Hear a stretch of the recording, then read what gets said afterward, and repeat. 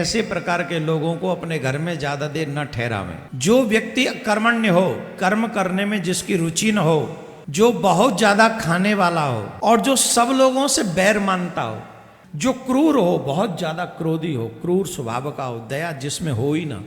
और यहाँ पर एक और चीज सीख लीजिए, बिना बुलाए कभी भी किसी के घर में नहीं जाना चाहिए। बातें जो तेजस्वी पुत्र चाहते हैं, ऐसे लोगों को, पति पत्नी को एक थाली में कभी भी भोजन नहीं करना चाहिए।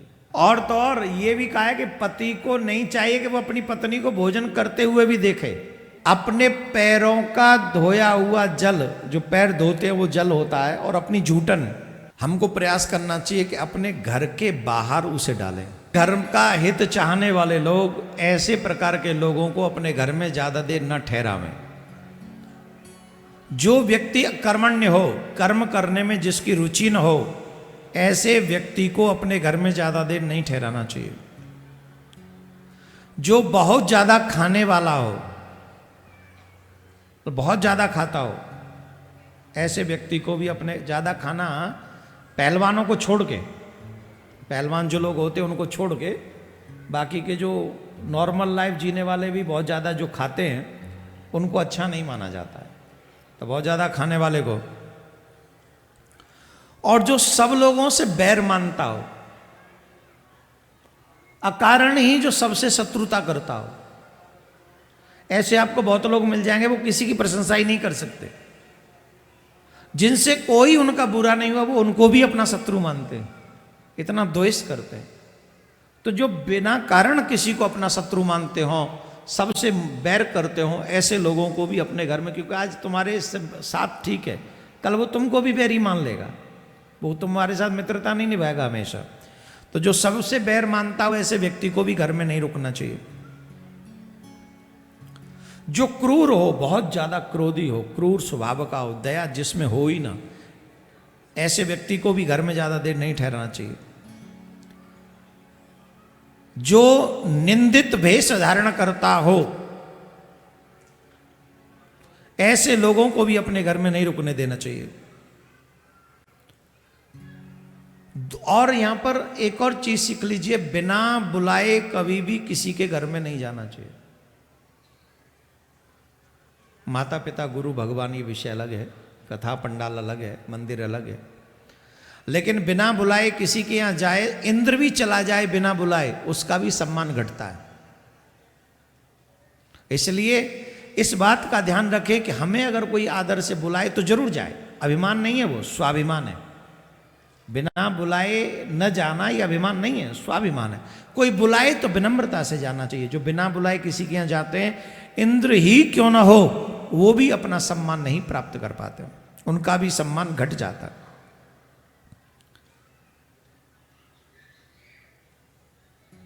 और भी बहुत सुंदर बात है, जो तेजस्वी पुत्र चाहते हैं, जो चाहते हैं कि मेरी संतान तेजस्वी हो, ध्यान से सुनना। आजकल के युवा तो नहीं मानेंगे इस बात को, उनको लगेगा क्या सिखा रहे हैं हम, बात तो जी सांची है। जो लोग चाहते हैं कि हमारे घर में तेजस्वी संतान उत्पन्न हो, ऐसे लोगों को, पति पत्नी को एक थाली में कभी भी भोजन नहीं करना चाहिए, कभी भी नहीं।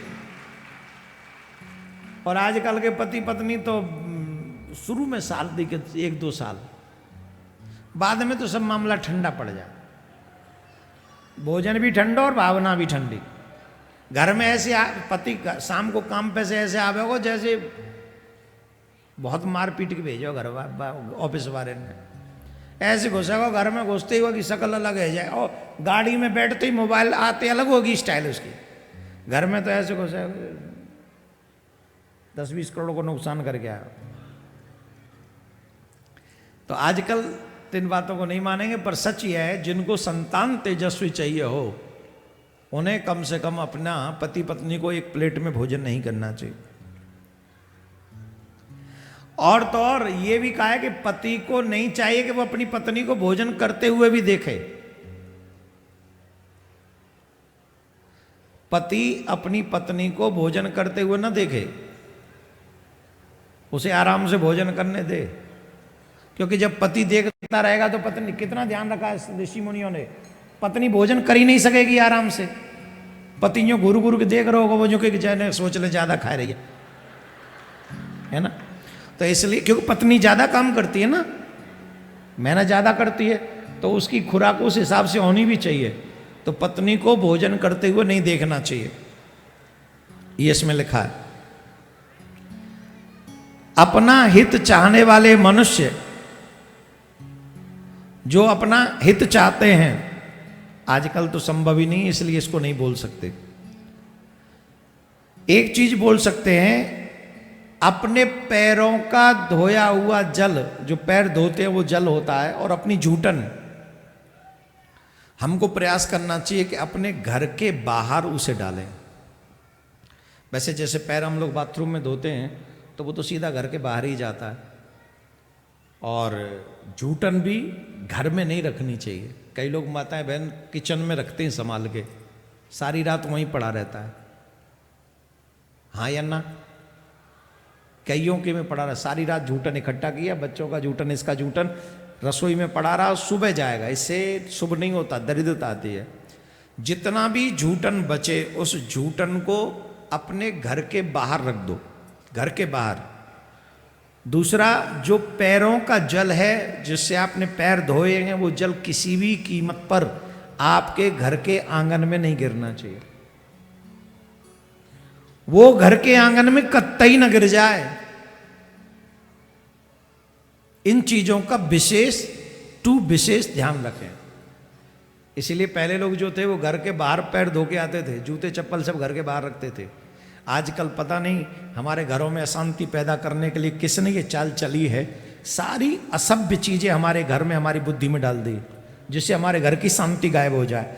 मैं इतनी मेहनत इतना प्रयास इसलिए कर रहा हूं मेरे भाई बहन, जिससे हम सब सनातनियों के, क्योंकि हमारी कथा सनातनी सुनेंगे, हमारी कथा सनातनी सुनेंगे तो हम उनके घर में शांति लाना चाहते हैं। जो चाहते हैं जिनके घर में शांति हो, मैं एक एक चीज आपके हित के लिए बताता जा रहा हूं, आप थोड़ी थोड़ी करके अप्लाई कीजिए। पहली बात, अपने घर में चप्पल जूते लाना बंद कर दो, द्वार के बाहर रखो, बहुत आसान है। अगर फ्लैट भी है तो आपके गेट के बाहर एक वो बना लीजिए, उसमें एक एक जोड़ी जो रखते हो बाहर की बाहर रखो, भीतर वाली भीतर रख लो। बाहर कितने कचड़े, अब ये कोरोना में कहा था ना, सब बाहर पहन, चप्पल जूते बाहर रखिए, पैर धोइए, हाथ धोइए, बाहरी चीजों को मत छुइए, ये सब बताया ही अभी। तो इन सब चीजों का ध्यान रखें, आप भी सीखें, अपने बच्चों को भी सिखाएं। गीले पैर सोना नहीं है, और हमेशा पैर धो के रोटी खानी है। जब पैर गीले धो तो थोड़े से गीले छोड़ दो भोजन करते समय, और जब सोने जाओ तो एकदम सूखे होने चाहिए, और बिना पैर धोए और बिना कुल्ला किए कभी सोना नहीं चाहिए।